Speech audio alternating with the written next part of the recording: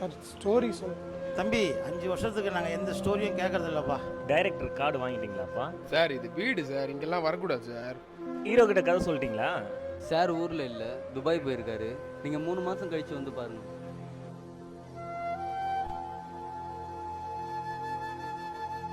தம்பி யாராவது பெரிய ரெஃபரன்ஸ் இருக்குதா? பெரிய ரெஃபரன்ஸ் இருந்தால் உனக்காக நான் யோசிப்பேன்ப்பா. ஏதாவது ப்ரோ நீங்கள் யார்கிட்ட அசிஸ்டண்ட்டாக ஒர்க் பண்ணியிருக்கீங்களா?